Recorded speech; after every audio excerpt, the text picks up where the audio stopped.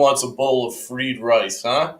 How's it going, everybody? How's it going, Pinstripe Chronicles family? This is Donald from the Pinstripe Chronicles, joined by my co-host, my brother from another mother, the Ethanizer-in-Chief. Robinho is back in his chair, ready to etherize some more people that get in his way. So, welcome to the show. Looking forward to getting stuck into this stuff. John the Beagle Dad says, I prefer Uncle Ben's rice. Oh, really? You prefer Uncle Ben's rice? Okay. So let's get stuck into this thing. We've got Donald's Awards today. We've got a lot of awards. We've got a lot of things to break down. I mean, what's happened to Jazz Chisholm? He's on a 2 for 25 slump. Is Devin Williams like okay? Like, what's going on, man? You're so focused on a beard, but you can't focus on throwing your frickin' airbender that ain't bending. You know, we have 2 of the 5 worst statistical starters in the sport. There's a lot of things to be concerned about, but one thing isn't to be concerned about is Max, Mofo, and Fried. Rubinho, what did you think of Max Fried's start? He was great. Boy, do we need that. Where did he go? 7. I think he had just a shade over 100 pitches. Shut them down. It was our best start of the season by a pitcher since Rodon on opening day. And we needed it, man. He looked great. He looked every bit like the pitcher that we signed from Atlanta.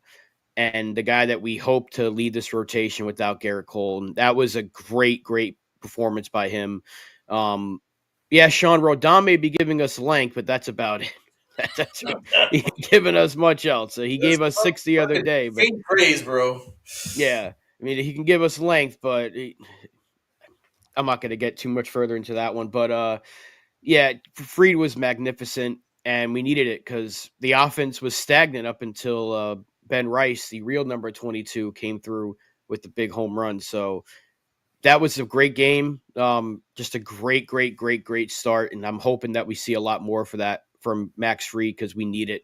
We really, really need someone to take the reins and anchor this rotation because right now it's a little bit of it's definitely a question mark, but I think we're gonna get Schmidt back in about 4 or 5 days, which is a great sign. And hopefully things start to figure itself out with a few guys like Rodon and Will Warren. I'm not too worried about him. He is a rookie, technically. It's really just figuring out Stroman and what are they going to do with Carrasco? Is he gone? And when Schmidt comes back, what do they do with Will Warren? But Fried, we needed it, man, because it was just brutal watching these starters. Interesting stat in that last start. Obviously, the Flaherty versus Max Fried. That was a proper pitcher's duel because the Yankees and the Tigers combined for 27 strikeouts. That's pretty remarkable. Robinho, what did you notice was different with Fried this time around as opposed to his first 2 starts? His command.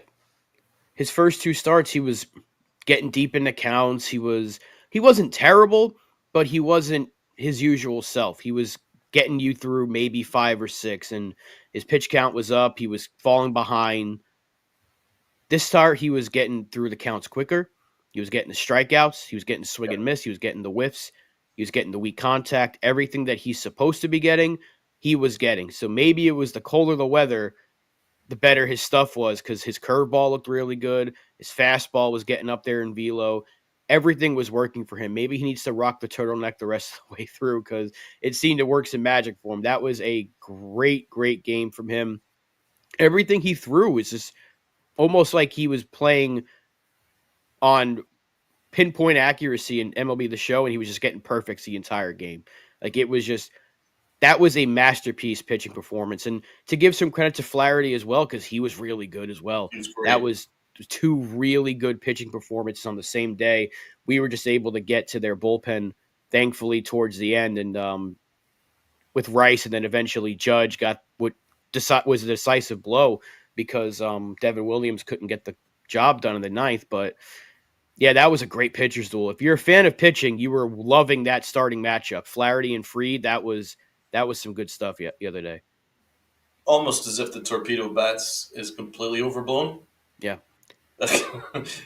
Torpedo bats ain't gonna help if you swing and miss. And those dudes were absolutely pitching ace caliber stuff. But Max Fried outpitched Flaherty. I'm a big fan of Flaherty, but Fried's just better. 7 innings, 5 hits, no earned runs, no walks, 11 strikeouts over 7 innings. It was a masterpiece. And that's exactly what we needed from him. We needed length from our starter, and that is officially our first quality start of the year. That was something that was quite a remarkable statistic, that prior to Max Fried's 7 innings shutout, we hadn't had a quality start statistically, which is remarkable. So, um, we can't really have a sustained situation where 3/5 of a rotation can only pitch you 4 innings. Uh, that can't work. So we desperately needed Max Fried to give us some length, and he did that. He looks great. I've always loved him as a pitcher. So I'm very happy he's here, and it's just kind of, he needs help. The rest of the rotation needs to help him, and so far it isn't happening. I mean, as I mentioned in our previous podcast, according to Stuff Plus, um, Carlos Carrasco and Marcus Stroman are two of the worst starters in the sport with their stuff. They just don't have the leeway to kind of get guys out unless they pepper the corners with pinpoint location. They just don't have good stuff, and I'm thinking that I'm pretty much okay with ending this Cookie Carrasco experience fairly soon. But where would we turn to? Uh, Rob, do you have any suggestions where we would turn to? I mean, obviously we've got Schmidt back next week, I believe. Yeah, he's coming back on the 15th to the 16th. I don't think they decided on an official date yet, but Brian Hoke's been bringing up that kind of timeline for the last couple of weeks now. I think Schmidt himself just yesterday pitched in Somerset and looked pretty good, so that's a good sign that Yeah, his stuff I is. believe.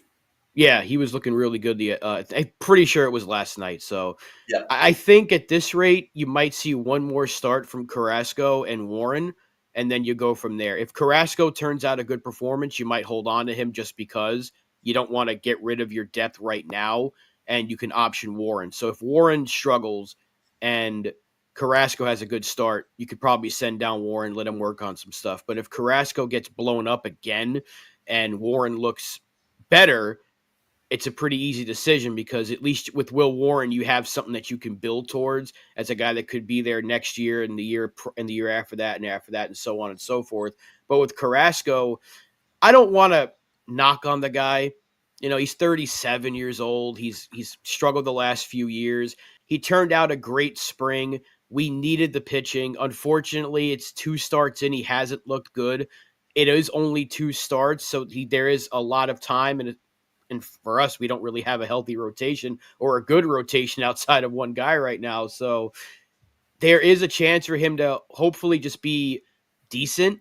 No one's asking him to go out there and pitch 8 innings and shut teams down, but just keep us in the ball game. Unfortunately, he didn't do that the other day. So I think you get one more start out of both him and Warren, and you make a decision there because Warren hasn't been very good. He had a good start against Arizona, but his last start against Pittsburgh wasn't great. And you can make the same argument for Carrasco. His first start of the season was pretty decent, and his last start was terrible. So they're kind of both, if you had like a seesaw or a weighing of the two pitchers, they're kind of both even right now. One's had a decent start and a bad one. The other one's had a decent start and a bad one. So I guess whoever has the next clunker is going to get sent down or released when we do get Schmidt back. I think you just go from there. I think Stroman goes today, which hold on to your hats for that one. And then Lou, I don't know when Heel's coming back. If I don't think the Yankees know. I'm hoping it's by like July, maybe All-Star break, but I wouldn't put too much stock into that. With the shoulder and the fact that he's been shut down, he's got to ramp back up. I don't want to get too ahead of that with Luis Heel, but hopefully it's sooner than later because we could certainly use an arm like him. yeah. Just so our our guys are aware in the chat, in his three outings, two starts, just 11 innings pitched, he's given up 10 earned runs, 10 runs, 16 hits in 11 innings, four home runs, and three walks. Uh, and that overall is an ERA of just under 8. 771 ERA. Um, no aspect to him has been good. And even in that so called good start against Arizona, we still needed the bullpen to come and kind of bail him out because it could have gone a bit worse. So I'm not putting much stock in anything quality from Carrasco whatsoever. Those numbers are absolutely, utterly unacceptable at any major league level.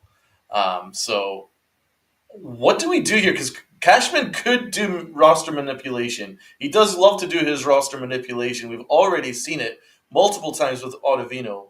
This whole Ottavino thing is bewildering. I mean, you couldn't find someone in AAA that had some options. I mean, you're signing somebody, cutting them, signing them, and cutting them all in a week. Uh, I mean, you couldn't find. Is this the best that you could do? Like, let's be completely real. Is this the best arm that you could find to do roster manipulation with? It just feels weird to me. I don't really get this whole Ottavino thing. Have you seen a situation before, Rob? Because I actually literally cannot think at the top of my head, and I've been watching the Yankees for a long, long, long, long time. Um, can you remember a situation where we've signed somebody in free agency, DFA'd them within 48 hours, 24 hours later sign him again, and then 24 hours later release him again? Have you seen that before? No, and no, I you kind of once they brought him back a second time, you can see what they're doing there. Unless someone claims him, which who honestly is going to claim him, it's basically like having a free roster spot. If there's a guy that maybe has to throw like I don't, let's maybe Fernando Cruz. Let's say Fernando Cruz in his next outing has to give you like 3 innings, and you know you're not going to be able to use him for a while. Exactly, Acevedo. It's a 45-day contract with nothing guaranteed. They can basically just keep releasing him and signing him, and it wouldn't cost him anything. It's like a free spot, and it's weird because I thought they could have just easily just used De Los Santos because he's there and he has an option. They could have used they could have called Wilking Rodriguez up to the 40 man and just used him. I thought it was strange the first time they did it, and then when they brought him back, I'm like, okay, I see what they're doing. I still don't like it, but he also hasn't been terrible, which is funny because like, he's come in there and he's thrown some frisbee sliders like the old days, and he's been okay. I won't say he's been great, but then they're cutting him. It's just like maybe I think obviously he knows what's going on here. It's just weird. I don't think I've seen this before with a 40-year-old pitcher, but that's probably why the Yankees are doing it. It's like who's really going to claim him because every other team could have signed him and didn't.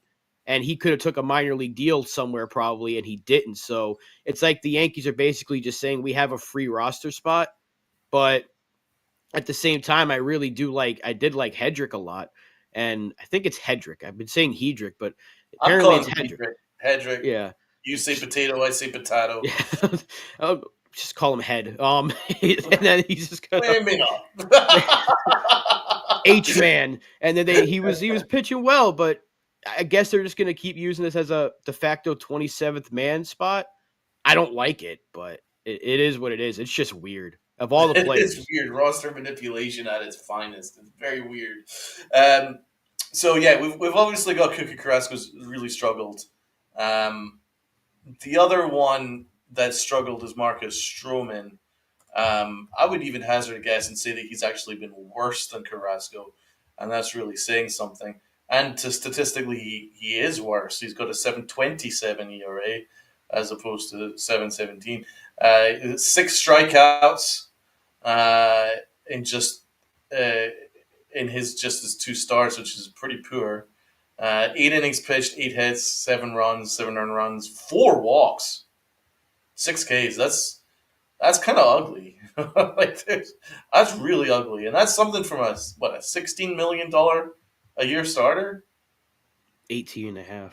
Oh my god, Uh, it's a shambles of a contract.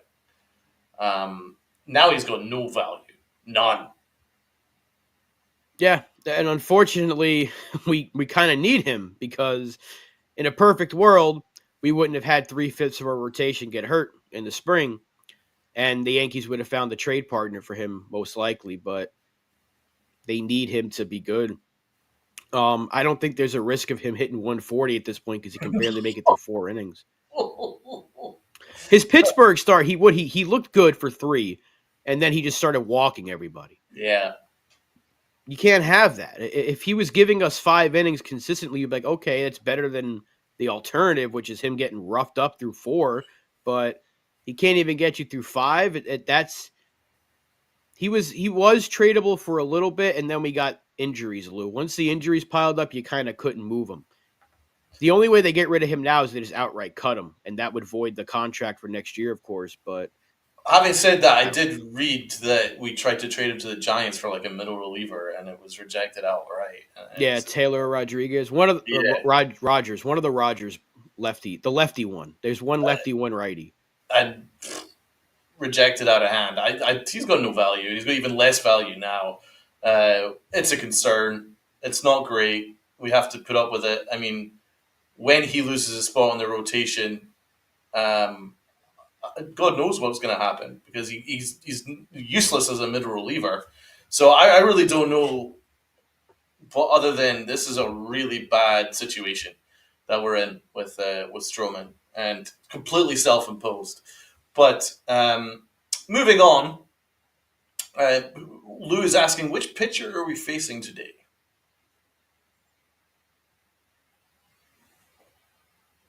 I had it. We're going against Robbie Ray. Oh, Robbie Ray, let's go. That'll be interesting. Yankee The legend, Giants was a Robbie good Ray. litmus test, man. The Tigers was a good litmus test. We failed it. Apart from Max Fried, let's see what we can do against the Giants. The Giants are red hot right now. They're one of the forces of the National League. Just in the early part of the year, they've certainly looked like one of the forces. It'll be interesting to see how we acclimatize ourselves because offensively, we're in a little bit of a slump right now. A lot of strikeouts. We're striking out far too much. It was one of my big concerns going into this year is the amount of strikeouts we have in this team, and that seems to be a big problem. Who do you think is someone that you're concerned about in the lineup? It's interesting because like a week ago, we were really not concerned about anybody. It's like No, Jazz is hitting the crap out of the ball. Volpe, Judge, Rice, you name them. Even Cabrera, we were like, he's looked fine. So it's the early season is such a fluctuating, especially with the stats, because do we really expect Ben Rice to have a OPS over 1,000 all season long? Probably not. Right, that's Aaron Judge territory, and he's not going to finish with that number. It'd be fantastic if he did, but I gotta say Jazz because for a good week he was the perfect protection for Aaron Judge. But even though he's been striking out a ton, I don't know if it's the chicken wings or whatever the back, but Cody Bellinger stopped hitting. So you look at the guys around and in front of and behind Judge, that those are two guys that we need to hit, Bellinger and Jazz. So I would kind of put them in the same category if I can't if I don't want to just pick one because if I say it's just Jazz, it's like well Bellinger's OPS is now like below 600. So he's and been have rough. you noticed that as soon as Bellinger stopped hitting and Jazz has started striking out, the Judge has started to walk more? They're starting to pitch around Aaron Yeah. Judge, and if we start pitching around Aaron Judge, then we got some problems.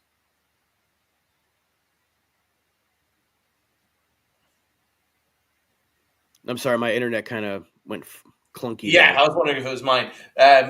Did you pick up what I was saying? Yeah, About I heard once it started to cut out, you saying once those two started to struggle.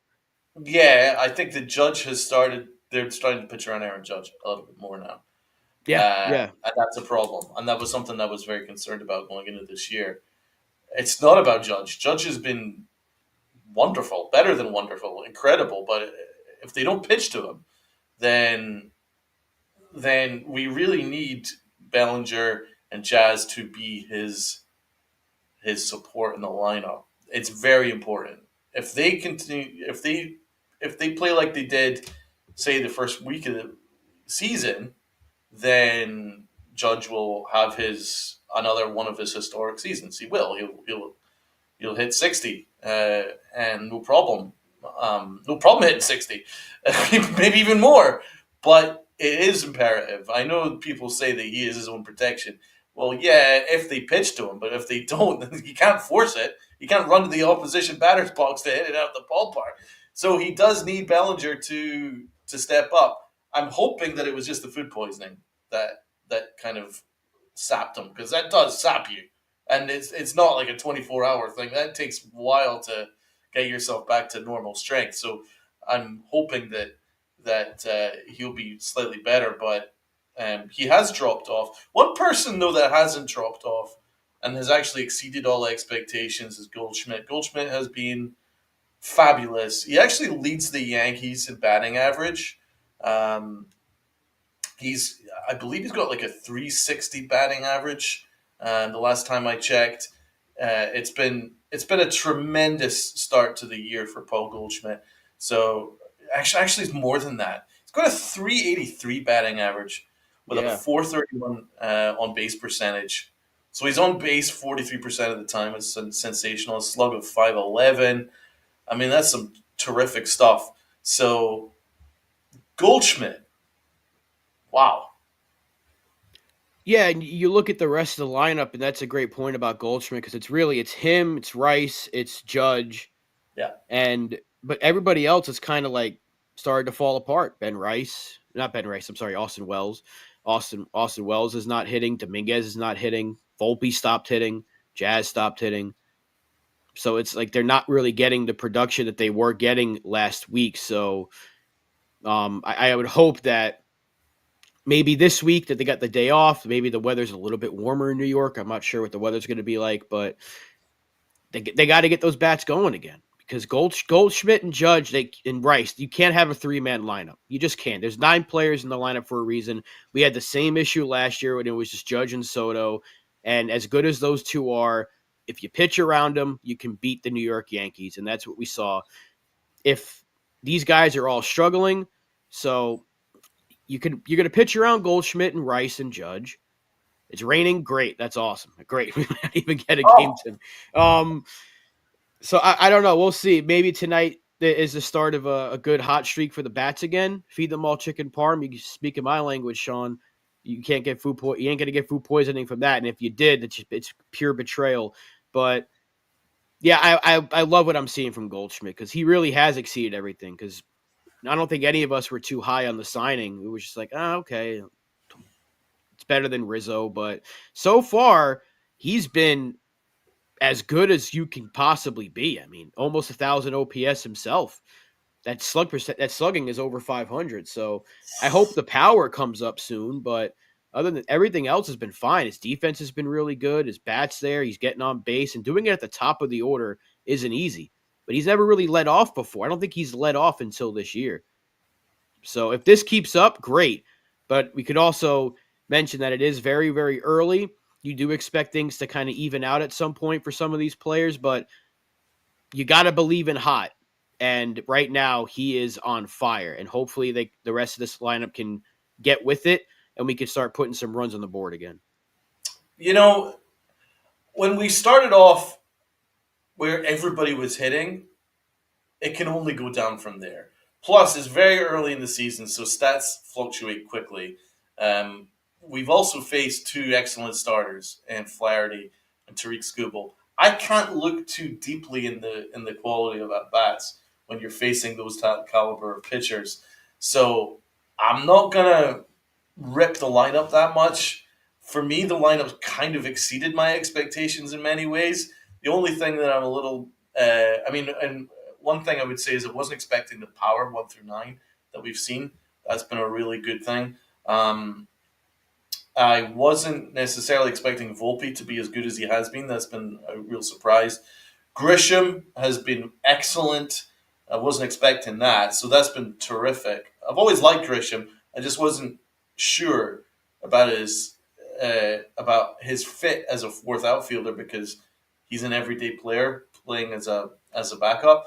But he's been terrific. He seems more comfortable this year, so that's been good. So all those things have been a really positive surprise for me, especially the power 1 through 9. The only thing that I was expecting with his lineup is a lot of strikeouts.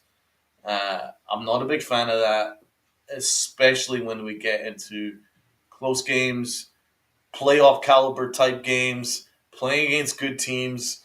That approach doesn't isn't isn't conducive to success, in my opinion. So we do need a little bit more contact, and that's why you needed to get a third baseman. A third baseman with a bat, or Arenado would look pretty good right now, huh? Oh yeah, oh yeah. I mean, we beat that drum for a good 2 months. Um, again, we can complain about it, yeah, but we also need to recognize it is 12 games into a 162 game season. So what we're talking about now might not be what we're talking about on May 11th or June I'm 11th. pretty convinced the third base is something we're going to be talking about up until the trade deadline. That goes I'm without almost saying. certain of that because But that the was rest of the lineup, oh yeah because that was one oversight that almost every single person that's ever seen a baseball game in their life would know that the Yankees needed a third baseman. They didn't get yeah. it, so that I'm not going to forgive. But the rest, absolutely. Um, I love Peraza. I ain't saying nothing about my man Peraza. He's my boy blue. So, on that note, before we get into the awards, let's have a look at and see what the chat has got to say. Finally, starting to get the numbers in. Looks like people are kind of waking up and like, oh, maybe check out the Pinstripe Chronicles today. Unless you're So Sean, you got to go to sleep, and I understand what Sean's going through. Working overnights, go get some sleep, my man, please. I've noticed, which has been cool, we're getting some nice likes and love on Facebook. So thank you to everyone that's watching on Facebook. Really do appreciate that. So y'all that have that liked the post so far on Facebook, we do appreciate that. Everyone that is watching on YouTube, please hit the like button. Uh, it helps keep the lights on, helps get the algorithm moving, so we can get more people to grow the family. The family is starting to grow incrementally over the last week or so. We're getting more and more subs, so we want to climb into that 1,100 bit, which would be a really nice milestone. So it would be really appreciative if y'all could do that. If you could hop on over to YouTube and hit the like button, hit the sub button if you're watching for the first time, we'd really appreciate that. Let's do a roll call. Robinho, could you do the roll call for us? Yeah, sure, I absolutely can. Let's say good morning to John the Beagle Dad. Let's say good morning to Doran. Let's say hello to Lou. Sean, let's say good night because Sean's going to get some sleep. Let's say hello up to Stevie B. Lynn from the upper deck. Make sure you're watching Lynn on Sunday mornings with Sierra. And Lynn, could you let us know when the next episode of the Yankee History Show that you guys are doing? Because that was fantastic. If you didn't check that out about a week and a half ago on Monday, they did their first episode with Spencer. It was fantastic. What's up to Sunil? What's up to Dev Finch? What is up to Acevedo?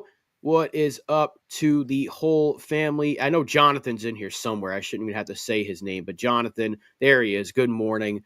Good morning, everybody. Good to see our usual suspects here in the chat on this Friday talking some Yankee baseball. Lillian from Facebook. Big Blue in the Bronx. Alex. What's up? Jacob Petruzzi, the guy himself. What's up? Good to see you, brother. Everybody here on this Friday. Thank you for joining us. Make sure you're hitting that like. FJ, Ken was in here as well. Ken Claus, the man. Make sure you're hitting that likes, hitting that sub. Share this out with your friends and your family and the stranger on the corner, as Uncle Tats likes to say. Uncle Tats is dealing with a little bit of a sickness right now, as I was dealing with for the last week. So we wish all the best for Uncle Tats. He's got to get better soon, T, because it sucks. Trust me. I think we had the same sickness because I was dealing with that shit for last week. It's not fun. So get well soon, Uncle T, and I'm sure he'll be back on Monday to talk some Yankee baseball with us. I just need to send over the weather that I'm getting over in Scotland. We're going to get heat wave for the last month, sunshine every single day. I'll send that over to you guys in New York because I think you guys need it. Every time I'm watching these games over the East Coast, I'm like, shit, what the fuck is happening over in my home country? Come on, guys, get some sunshine. Christ. Let's get into the awards. Remember, guys, in the chat, get your awards in as well because we correlate that too. It's a democracy, so the most votes wins. So you guys get ready as well. Let's get started. Let's start with the MVP. I'm gonna go with Rubinho because I think it's pretty obvious. Rubinho. Yeah, I'm wearing his jersey right now again. Number 22, Ben Rice. That's my Oh, dude. Yeah. okay. I loved what I saw. He got on base every single game. He hit the big home run in our only win. I got to go with Ben Rice. I'm loving what I'm seeing. He went from hitting at the bottom of the order to the top of the order, and he's doing his job. And I want to see him get some reps at first, but obviously we can't take Goldschmidt out of his position. But for what we're seeing early season, Ben Rice, I love it, man. Just I love the way he's swinging the bat, his adjustment at 2 home runs against 2 good left-handed pitchers, might I add, this season. So I do want to mention that he did not hit lefties at all last year. This year he's already got a couple of dingers and he's looking a lot better against lefties. So I got to give it to my boy Ben Rice. I'm actually giving it to Max Fried. I actually thought that was the obvious one. Max Fried was the MVP. The dude went 7 innings, shutout with 11 strikeouts. Uh, that was uh, that was Max Fried. So now my notepad reads fried rice because I've got my name then Rob's name, so it's got fried rice. Stevie B says I changed my vote to rice. Duran says rice. John the Beagle Dad says rice. Everybody's going rice. Lynn's going rice. Everyone's going rice. So actually, Rob was the one with the popular choice of MVP. The fans are going rice. Well, Let's get Tats up. had Goldschmidt. Tats had Goldie. Yeah. All right. Gold fried rice. salute to everybody. Let's go with a low key. For the low key, I'm gonna give it to. Oof, it's between Goldie and Rice. I think I have to give it to Goldie. I'm gonna give Goldie the low key. Rob, who's your low key? This one I had Max Fried. I have him twice on here. Spoiler alert. I had to give him a shout out multiple times. I know he pitched the gem, but it wouldn't have mattered if we didn't get the big hit from Ben Rice. So I'm gonna give the low key to Max Fried. We needed it. So he Yeah. deserves a shout out for a couple of awards here, but I got to give him low key. Rob, who did Tats have as He low key? had Ben Rice for his low key. Rice. Okay. And the fans. Who do the fans have as the low key? Stevie B has Goldschmidt. Duran has Goldschmidt. Ken looks like he's going Rice. Am I right? Believe so. Yeah, looks like he's going Rice. So Oh, it's he's two. going Weaver. Oh, he's going Weaver. Dreamweaver. Okay. I I like like that that name shout. too. Uh, John going Goldie, Goldie. John, Sunil's going Goldie. So it looks like Goldie wins. Am I right? Yep. Goldie wins the low key. All right. Let's go with the Clutch Award. Robinho. I had Aaron Judge. His 2-run hit ended up being the decisive blow in the game because mentioned it earlier. Without that, Devin Williams would have blown the game completely. So I got to give that's as clutch of a moment as you can get. Now I could give that to Weaver because he was great in the 8th inning. I can give it to Rice for breaking the scoreless tie, but that hit from Aaron Judge turned out to be the decisive blow in the game. So I'm going to give our captain another shout because they're not pitching to him, and he got a few opportunities, and he did something with it. And what did Tats have as his He has clutch? Ben Rice for the clutch as well. I have Ben Rice for the clutch. What about the fans? Who do the fans have? Sunil has Aaron Judge. Stevie B lighter. Lighter saved the day. He did. Ken's Judge. Looks like Judge is going to win. So far, Judge has the lead. But look, there's Anybody 36 else? people in here. I mean, we got to get some more votes. Yeah, come on, guys. Duran Doran says saying Cabrera. Cabrera. Okay. Okay. So far, it Okay. looks like Judge has it. Looks like Judge wins the Clutch Award. All right. We're going to do that then. Yeah, John the Beagle Dad says Judge. That's fine. Aaron Boone. Out of 10. Rob. I know we lost the series, but he didn't really do anything that No. hurt us. And I think just him taking Williams out, because usually he would probably leave him in to try to blow it and maybe figure it out. But I gave him a 9 for that because I can't give him a 10 because we did lose the series. But the fact that he was willing to take him out when he usually will let the guy in there just to try to figure it out on the spot, I think that showed us that Boone is playing a little bit differently this year, where he doesn't want to lose games, that he doesn't want to snatch defeat from the jaws of victory. So, and he took him out at the right time. So I want to give him a 9 for that one. Can't give him a 10 because we lost the series, but a 9. What did Tats give? Tats gave him a 6 with no explanation. He just said 6. That's fair. The chat has been all over the shop. John the Beagle did a 7.5, so we're going to round down or up, depending on how you want it to be. There's no point. There's no decimal points in this in No. these awards. So 7 or 8, John. Stevie B goes 3. FG goes 5. Ken goes 7. It's kind of all over the joint. I would Seal goes 6. Lynn goes 8. What do you say? I think it's probably about a 7. What would you Yeah, say? I would say about a 7. I think the fans are going 7, and I'm going to go 7. We didn't win the series, so I can't go any higher than that. But fair. he did nothing wrong. Absolutely nothing wrong. His pitching moves are fine. Um, everything was as you'd ask him to do in the Max Fried start. Gave him 7 innings. Passed it to our 8th inning guy. He did his job. Dreamweaver passed it to our closer. Our closer didn't do the job. That's on the closer. That ain't on anybody else. I, I can't really blame our approach at all. So I think Boone is managing very, very well to start this year. He's in a tough spot because, frankly, he's only got one starter right now to work with. That's just the reality. I He's think only he's got one managed the starter. bullpen Yeah, brilliantly, he has. considering. His bullpen management has been very, very good. And I have to say that it's kind of tough for him because the middle relief situation is a little bit up in the air. Hence why you're using Ottavino every other day and releasing him the next. So it's kind of been up in the air, and he's still doing the job, still getting the outs required from, and the bullpen's having to pitch about 5 innings every single day on a Yeah, I mean, non-max Fried start. So we got Boone. Hamilton back, which is nice, and he looked pretty good. So that's a good sign. So when they're saying that Boone's a very good manager, maybe this is a sign that he is actually becoming a good manager.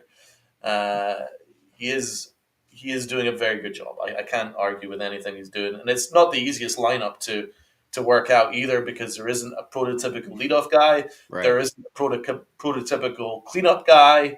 There's we don't really have a third baseman, so he's just kind of mixing and matching there.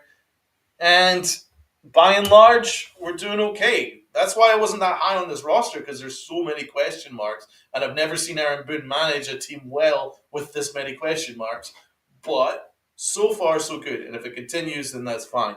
And none of these losses are I can put on Aaron Boone. So keep it up, man. Keep it up. He's been good. So I've even talked myself up to an 8. The more I'm thinking about it, I'm actually going to give him an 8. I actually can't argue with what he did, so I'm giving him an 8.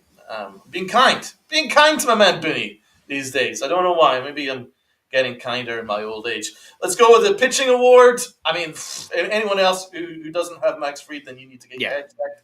So, should we all go universally Max Fried, Rob? I don't, if you pick anybody else, let us know because Tats has Freed, I have Freed, Donald has Freed.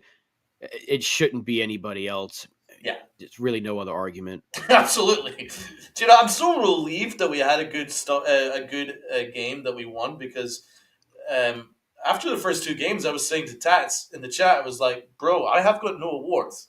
I've got no awards. I've only got L's to give out. So we really need something positive."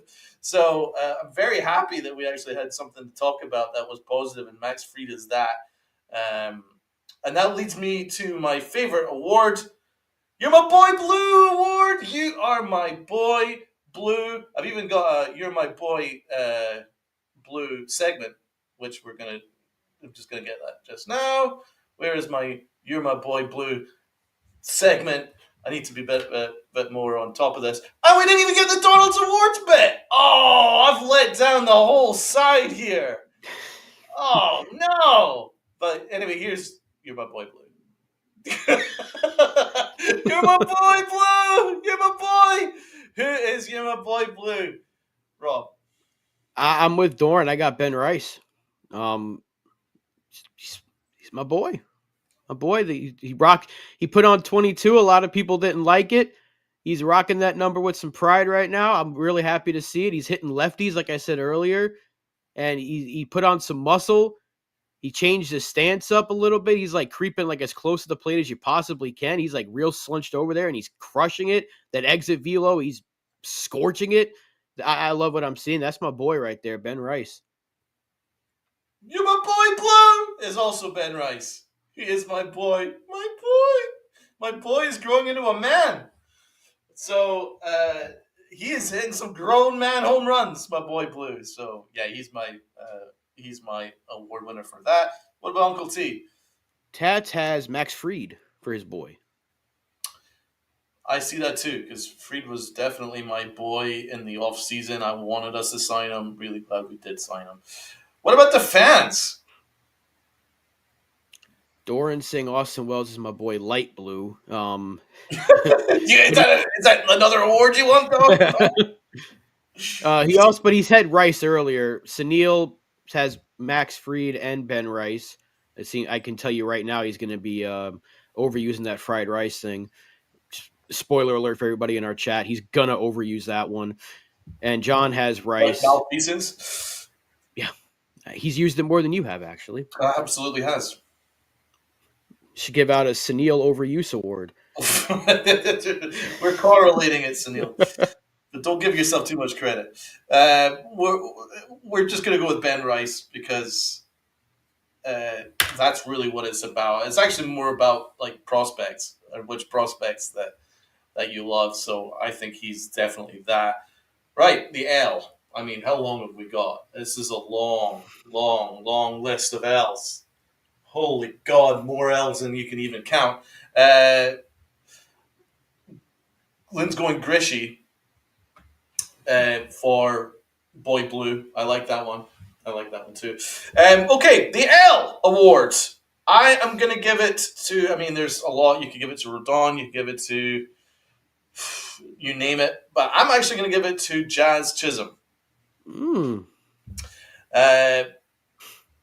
Bit disappointed in my boy, Jazz, I have to say. But the reason why I'm being extra critical with him is because I was giving him a lot of awards, good awards to start with. And he's let me down lately. He is on a remarkable bad stretch where he's 2 for 26. 2 for 26 with just 1 RBI and 11 strikeouts.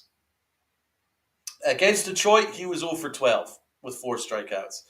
This man is running away with the record of most strikeouts in the American League. He's got 21 strikeouts over 50 at-bats. We were saying that Spencer Jones needs to get his strikeout percentage down. And we have no excuse for that because Jess Chisholm is on like a 45% clip of strikeouts. that is ridiculous. I mean, it's completely ridiculous. You can't have that cleaning up. So, Jazz, get this together, man. Like, I love you, man. You're awesome. I love your vibe. I love your home runs. I love the swag when you hit the home runs. I love your defense. At second, I love your base running, but I really don't like the swing and miss stuff. You need to start making more contact. Simple as Yes. Um, I'll give you Tats's real quick. He has Devin Williams, and I have the same one because I'm saving the Hicks Award for a non Yankee, but Devin Williams has to take the L for me. I don't want to put too much on him because big shout out to Chris who does MLB talk for SportsWire Radio when he does that. Liftoff Jets. He's been on the channel with you. He's been on the channel with us and with Lynn. He's a great friend of the channel. So big shout out to Chris. He put this up on Twitter that his early season ERA is like almost 4, and then it gets considerably lower with each month. So I don't want to put too much stock into it, but Devin Williams, we hyped up the trade. We were happy that you were here. We no longer had to deal with Clay Holmes. It's been rough. Now it is only 4 outings, so I'm not going to sit here and say cut him, trade him, make somebody else the closer. I should probably put a sarcasm alert on my tweets from now on because I said the other day, make Weaver the closer. I'm not serious about that. They're not going to change the closer, but it has been rough watching Devin Williams so far. He is very, very good. And it would not surprise me if the next 4 outings from him, he is shut down. That's how good of a pitcher he is. But all we have to go by are the first 4 outings that we've seen him pitch so far, and 3 of them have been horrible. So I'm hoping that he does get better. I know he will get better. He's too good of a pitcher to not get better, and it's just so far it's not very good. But different. It's been weird circumstances for him. He pitched on opening day, then he didn't pitch, and he had a kid, and he's coming back, and he's trying to get back into the swing of things. But he almost cost us our only win of that series, so I do have to give him the L for that one. It's really ugly with him, man. What's Uncle Tats? What's his award for? He had Devin Williams. He was also Devin Williams. Yeah. Yeah, Devin Williams is a very good shout. What about the fans? Where are the fans going with the L so far? Let's see. What's up, TC? What's up, Jared? Good to see you. Jared, it's okay if you're late. No big deal, my friend. Good to see you. Looks like a lot of I don't know. No one's really voting. Devin Williams, Ken saying Rosen and Matt Blake. Matt Blake. Huh. Matt Blake. Okay. What's Matt Blake gonna do with a rotation of Carlos Carrasco, Marcus Stroman, and Will Warren? What's he supposed to do with that? Jazz for Doran. And Yankees offense for L for Stevie B. So it's kind of all over the place, really. It is Devin interesting. Williams, Jazz. Is there Williams? Yeah. Looks like more. Well, it's kind of a tie. It looks like between Jazz and Devin Williams. Well, let's go with your choice, Rob. Who should we go with from the fans?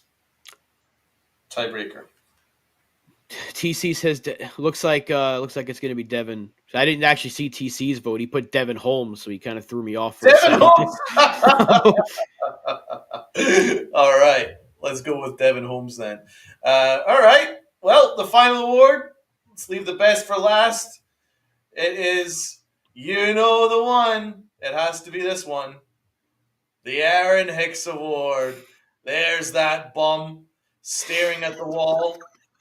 Look at that complete clown. So, the Aaron Hicks Award. My Aaron Hicks Award, I'm sorry, it has to be Devin Williams. Devin Williams is my Aaron Hicks Award winner. How about a 12 ERA? 12 ERA. How about a 3 whip? A 3 whip. How about 4 walks and 5 hits in 3 innings? 1 5 run. That guy is bad, But what's also concerning is he throws a changeup like say 60% of the time. Uh, there's a 600 slug on his changeup. He's a one pitch pitcher. He's a changeup pitcher, and they're hitting 600 slug off him, 400 batting average off him. It's a hard hit percentage of 60%, um, which is by far higher than every other pitch that he throws.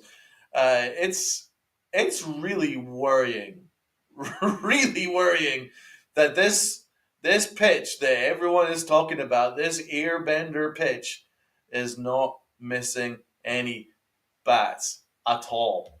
Um, the baseball savant page has been updated with his fastball run value of -1. His pitching run value is -2. Uh, his expected ERA is in the 1 percentile. His exit velo is in the 4th percentile. He walks far too much. That's in the 3 percentile. Barrel percentage, he's 1 of 1 amongst the worst. All bad. This is worrying. I know it's only a couple of starts, but I can't give him a break. I mean, the reason why I can't give him a break is he walked in, changed a beard rule, which needed to be changed, but let's be honest, he hadn't thrown a pitch yet. And he changes a 40-year rule for his benefit, and he's not doing anything to uphold his end of the bargain. His end of the bargain is to shut down batters, to close out the 9th inning. That's his bargain. I mean, that last game was as easy as possible. Max Fried went 7 innings, shutout with 11 strikeouts. The Tigers are on the ropes. They're ready to go home. Then Weaver comes in. Dream Weaver shuts them down, right? It's a shutout through 8 innings. And somehow Williams manages to almost blow the game. He was like a base short of blowing the game entirely. So, completely unacceptable. I can't get it. I mean, I ripped Clay Holmes. If Clay Holmes gave me this, I would be hopping on a spot right now. I would be eviscerating with him. I mean, this is worse. These numbers are worse than Clay Holmes. Clay Holmes didn't give me a 12 ERA with a 3 whip and 4 walks in 3 innings. And he didn't give me that much horror other than like a couple times. This is horrible. This is completely horrible. He's a one-pitch pitcher, and his pitch isn't even good right now. So, I'm sorry. You got to cop it, Williams. You've got to cop it, man. And Meredith Marakovic asked him, how do you feel about you didn't get the job done in his last outing where he lost the game? And he didn't really own up to it. He's like, I just didn't get the job done. Not feeling it, man. I don't think he's got the balls for New York. He needs to change my mind. Now, obviously, I'm a big proponent of him. I'm a big supporter of him. Statistically, I looked at his stats. He's on 1 ERA all through his career. I was like, this guy is going to be fantastic. And he just looks a little bit overawed by the occasion. That needs to change, and fast. And that changeup needs to start missing bats and fast. No, you're right. Look, you can't excuse him for the start that he's having. But at the same time, we do have to acknowledge that it is very early. So there is still plenty of time for him. But like I said earlier, all we have to go by is what we're seeing so far. What we're seeing so far ain't good. So we need him. We need him. If the Yankees are going to win a lot of games this year, he has to be better. And I do think he will. But so far, it has not been so good for the airbender. He ain't bending the air. That's for damn sure. Tats has Rodon for his Hicks Award. That's a pretty good shout because Rodon was not good. He gave us 6, but he was bad in those 6. Mine, I'm not going with the Yankee. I'm not going with the Tiger. I'm going with the absolute filth of humanity known as Zach Hampel, because it may have been at a Tampa Bay Rays game, but it was in the Yankees minor league stadium at Steinbrenner Field. That moron, that jackass who has to ruin the experience for so many people, now he's ruining the game itself. He's reaching over, taking the ball out of, it could have been a catch, He's got to put his stupid ass face all over the place, and he's trying to show himself on the screen. I hate that guy. I am part of the very, very lucky club of people that have been blocked by him on Twitter for calling him out for being an absolute scumbag. I do not like him. I wish he has not been banned from all strip clubs. I don't know why anybody would want him there. He should be banned from baseball stadiums because I don't like his face. I don't like the fact that he has to announce that he's there. He has to show himself all over the place. How he's able to go all over the field and do these things. But screw him. Now he's affecting the outcome of a ball game. He's interfering in the game itself. I do not like Zach Hampel. I never liked Zach Hampel. The fact there was a documentary about him, and he's the one that was holding A-Rod's home run ball hostage. Screw him. Screw him. Stop letting him in these stadiums and stop letting him ruin baseball because people want to go there to enjoy the game. They're not there to see Zach Hampel. I can tell you that right now. So he's affecting the outcome of ball games now, and now he's doing it in one of our stadiums. I know we're helping the Rays out for good reason this year, but stay out of Steinbrenner Field, stay out of Yankee Stadium, stay out of baseball, Zach Hampel. Go ruin a sport that I don't care about. Why don't you go ruin pickleball for all I care? Go to a pickleball court and start yanking their balls off the court. Stop ruining baseball. Get your stupid face out of the sport. Nobody wants to see you. And I wish that fake talking baseball page was real for a second because they had a fake post yesterday that a lot of people fell for and said he was banned from every stadium. I wish that was true. Unfortunately, it was basically like an NBA Central page. It was talking Basabel. It's a fake talking baseball page, and they fooled like 14,000 people. But I wish it was real. Zach Hampel, go away. That is You the know what Hickser I word leader also for me. wish was real? How about robot umps? Yeah. Look at Bruce Dreckman, people. How about called strike accuracy of 83%, which is 5% below average? The average is 88%. His called strike accuracy was 83%. And that was in the game where we lost 6-2 against Detroit. Overall favor, plus 7 runs, plus 0.7 runs for Detroit. Relative accuracy, 4% below expected. This needs to change. We need robot umps. I know Boone didn't like it during spring. I like it Oh, I love because it. I mean, you want Zach Hampel? Very good point. How about this dude? How about most of the umps that we faced? How about the ump that we faced in game one of the Pirates game? I thought that dude was drunk. Because there was some crazy strike calls going on here. They're so Like, bad. I what are they all like taking like advice from Laz Diaz? Are they going from the Laz Diaz school of umpiring? Like, there is no ramifications for horrible calls. I mean, there should be some kind of criticism for being 5% below average. That means that you're 5% worse than your peers. And you're totally fine. You're gonna play the next you do the next game. How is that acceptable? If you are that far off your peers, you should not be allowed to come back the next week. You need to go to frickin' I don't know, Specsavers. Get your glasses checked, get your eyes checked, and then come back the week after. There has to be some kind of ramifications. It's not about hating on them. I'm not saying that the umpires are the reason why we lost to the Tigers. Honestly, the Yankees were useless in that series, Yeah. apart from Max Fried and Ben Rice. But it still doesn't change that these are horrible umpires, and there needs to be some kind of ramifications. It's been And getting worse. it is getting worse. And it's Even not if it just was like, us. yeah, I'm only asking for average. All I'm asking is for average. Give me the average. Give me the mean of umpiring. But wait, 83% is so egregious, bro. I mean, Mr. Magoo can give you 90%. 83%, give me 90.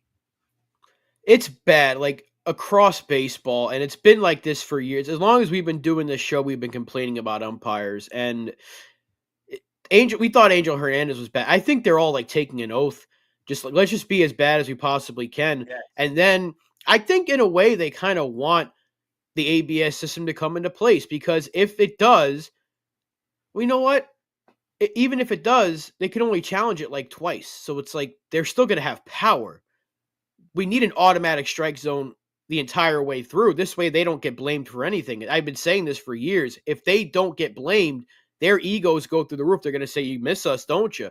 If the robots don't work out. But I can guarantee you the robots will be better than what we're getting. 83% is not acceptable. No.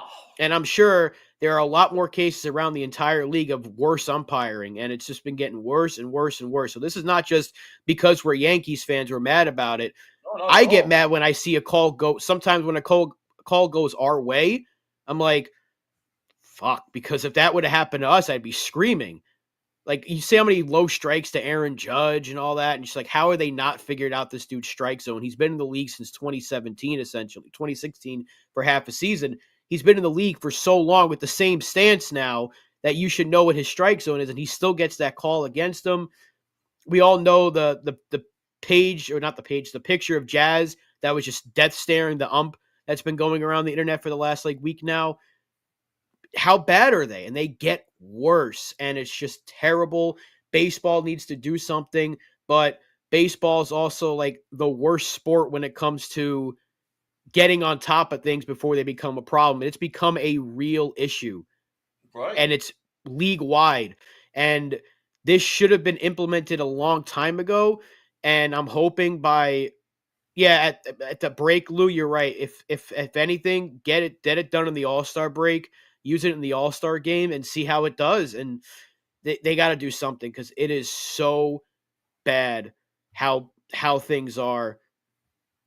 These umpires are freaking terrible.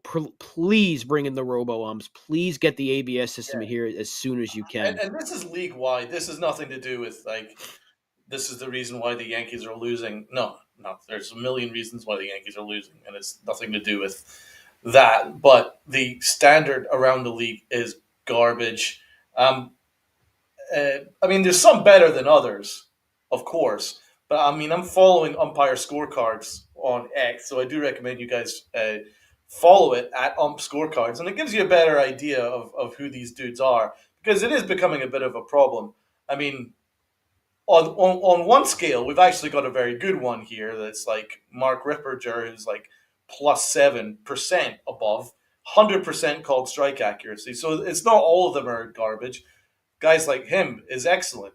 But then you have at the bottom end of the scale are often the ones that the Yankees face, and that guy that we mentioned is utter trash, and there needs to be some kind of ramifications for these kind of things. So I do want to see standards brought in. If you're not going to give me robot umps, then there needs to be some kind of ramifications. If you call a below average game, then you have to miss the next one.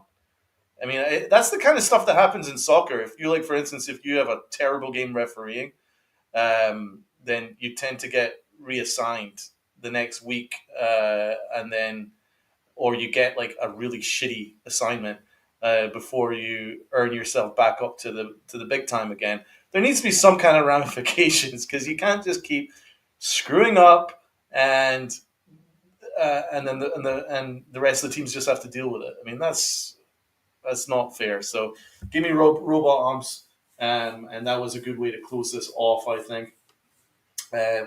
Good to see Mr. Barros in the chat. Salute to you. Uh, I'm not making the ump excuses about the Yankees losing, Jared. Absolutely, you shouldn't. Um, No, but it's important to hold the umps accountable because I'm holding the Yankees accountable. yeah. That's all I ever do. But I also have to hold the umpires accountable too because they just genuinely need to be better. You Most of never the want series them to make. You never want to know their names. You know, like no. like it's the same way in NBA and NFL. Like you don't want to be like, oh, who's reffing the playoff game between the Heat, the finals game between the Cavs and Warriors? Is it this guy? Like, there's so many infamous referees, like the one that was betting on the games. I forgot his name, but every time he would be there, like the calls are going to be For the crazy. NBA, Yeah, what was his name? Was it Donahue?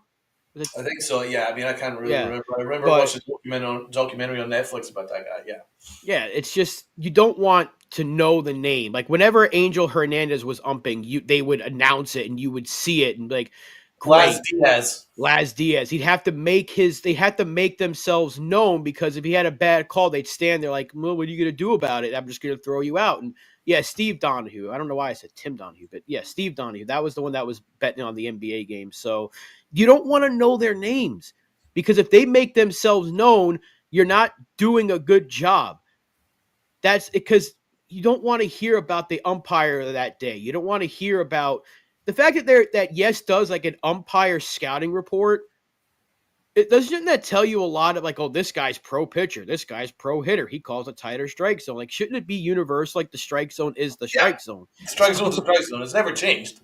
it's been the same way for years. Like the strike zone doesn't change based off of who's at bat, but it seems like if a certain team is up, the strike zone is different. The only time you should really be confused is if a player like Judge is up because he's so much taller than a lot of other players. But like for the most part, the strike zone is chest to the knees, and yet we see the umpires will be calling pitches in the dirt strikes. It's just like what he did a good framing job. It's like, how do you not see it though? We can see ump cam. Unfortunately, they show it to us every game now. So I don't know, man. The umpires do better. This is not just for the Yankees. This is for baseball. This is for our sport. We love this sport too much for umpires to be ruining it. Oh yeah, and now it's glorified everywhere you look. DraftKings sponsored. They'll probably end up sponsoring the umpires next. It's a very good point. Very good point. I do want to thank everybody that's joined us today. It's been a fun show. We've gone a lot off our chest. We broke down a lot of cool things, and it's been good to have Rubinho back. Uh, got another full lineup ahead on this weekend. There will be the Yankify podcast. Then we have Lynn's Upper Deck show with Sierra and all the good stuff. So be sure to check those things out. You'll get you will get an update when these are going to happen. Big shout out to everybody in the chat. Please hit the like button, hit the sub button, and we will see you guys very, very soon. Have a great weekend, everyone.